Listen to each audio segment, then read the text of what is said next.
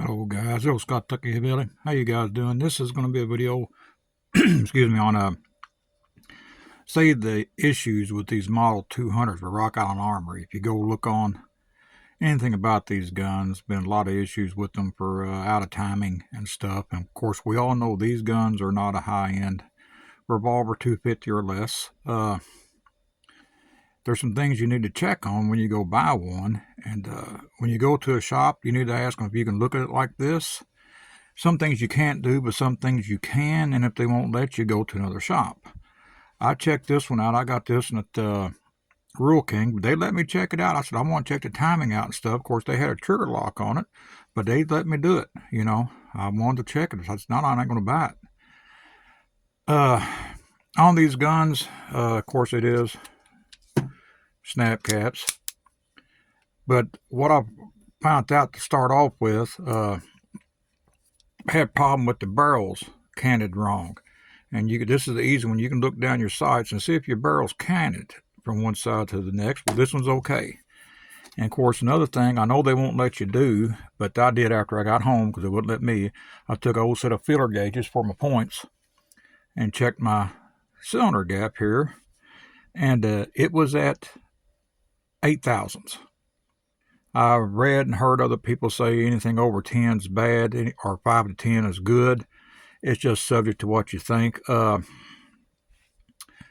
checked them all. They're all 7 thousandths but one, and one was 8 thousandths. But they're all within there. Of course, you can check and see if it's tight. But what I've seen on some of these, if you can look, let me see if I can eject this. This is for people that don't have a clue about revolvers, and I don't have a whole lot of sense about them. This is your cylinder lock here, and then you got it, your hand is up here. And like when you pull your hammer back, on the first thing you'll hear, you'll see the hammer cylinder lock drop, then it bounces back up. And then I think then your hand will come up here to advance it. And what that does, that catches on your little star wheels here to turn your cylinder. And what happens a lot of times, you can check when you pull your hammer back, when you get this one's had about 350 rounds to it, guys, and you can see that slide cylinder stop. I'm probably calling these the wrong names, guys, just bear with me. It's got a line on it, but it's not too bad. And when you pull it down, you'll see it disengages, the light will show it, and then it comes up real quick. Yeah, I can hear it, but then it falls into this little slot there, and it's good and tight.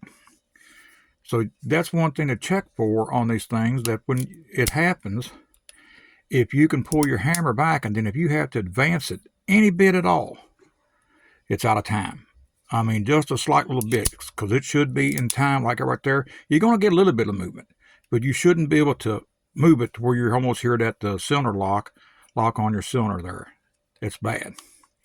And then after I got home, I took a light without any rounds in it. I looked down my barrel with the light to see if this was in line with my barrel, and it was. So that's another thing you check for when you get home. But just a few things. Of course, this is by no means even a Taurus or, of course, a Smith or a Colt. And your higher end revolver, Rugers, you won't have this issue. But this is just something to look for you guys that are getting these cheaper revolvers like this Rock Island, to look at that, because we know the Philippines aren't the best on their quality control on issues like that. And of course, you're going to get some machining marks. This one here is not too bad. The light's not in here, it's not too bad. On the crane here, I have seen worse. So this one's actually, I probably lucked out and got a pretty decent revolver. This one shoots good. It really does. And then the stacking, I can get it where it almost stacks on double action. I can hear it click right there and stage that trigger. So it does good for me. So I probably lucked out, I guess. And of course, you know, the little old grips I got dresses the little pig up pretty good.